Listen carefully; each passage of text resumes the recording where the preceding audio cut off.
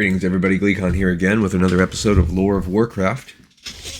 We left off on the last one with just describing the plight of the Draenor, the Geredar that had escaped the refugees from Argus once Sargeras took it over. Now that Sargeras has essentially just defeated the entire existing Titan Pantheon and has decided to just wreck all life in the universe.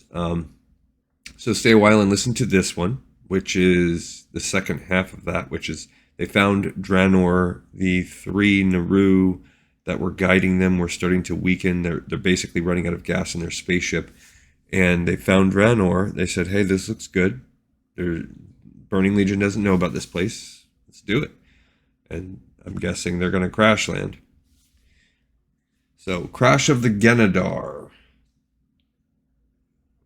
The final journey to Draenor was catastrophic. One of the Naru, Kara, lost touch with its connection to the light, and void energies began to consume it. Such was the fate that awaited many of these holy beings. Though light and void were opposing forces, they were inexorably linked together. When a Naru was weakened or pushed to the verge of death, its radiant energies would dim. The fading light would then give way to its polar opposite, the void, and these are the dark Naru that we've seen a few of. Kara's final act was to convince the draenei to eject it from the Geredar. This was not easily done. Void energy now coursed through Kara's body, and instinctively the being went to war against the other weakening Naru. Their energies clashed with the Geredar, and the chaos of the battle threatened to kill anyone who interfered. Velen stepped in anyway, using the light to shield the two Naru from their corrupted kin and cast Kara away from the vessel. For centuries to come, the darkened being would drift in the skies above Shadowmoon Valley. So I wonder if that's why Shadowmoon Valley is so dark in Warlords of Draenor. I know there's an element of some of that evil void worship, and it's probably tied to that.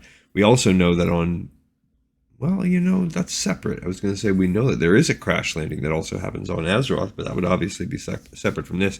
I guess it's a pattern, a habit for them. Velen's heroics had saved the draenei, but there were consequences. The battle had injured him, and sapped much of his strength both physically and mentally. His ability to foresee future events became unreliable, and it would take him centuries to fully recover. The other two Naru were too weak to land the Geredar and Draenor safely. The vessel plummeted to the ground, killing Dore, and many of the draenei aboard. When the smoke cleared from the crash site, all that remained of the ship was a crystal mountain. The draenei who survived emerged from the Geredar into a strange new world. The Naru Kuure told them to leave the wrecked ship immediately. The being knew it was decaying as much as Kara had, and it did not want them to be exposed to the void. Velen and his draenei were truly alone, and as far as they knew, this would be the last world they would ever see. Velen, injured but unwavering, led his people onward. Their surroundings were vibrant but dangerous, a world filled with many mysteries and wonders.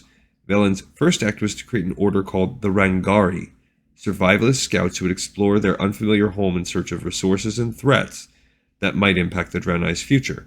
In time, they found plenty of both, and that's sort of the origin story of what is the hunter class of draenei, because we already have plenty of priest, arcane, warlock with the Geredar, the evil ones.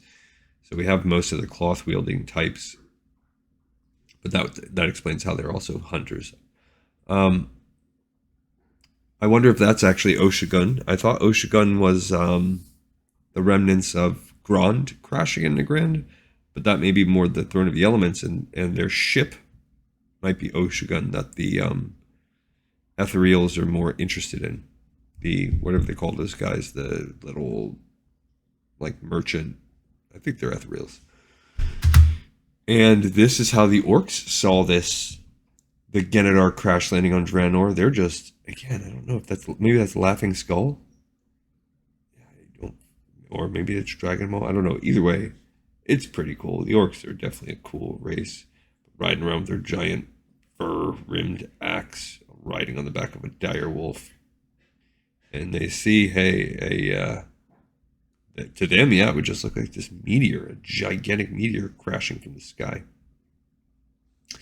Okay, we're going to find out where it lands and what happens due to that landing on the next episode of Lore of Warcraft. This one in the pipe, 5x5, and I will see you guys all next time. Thank you.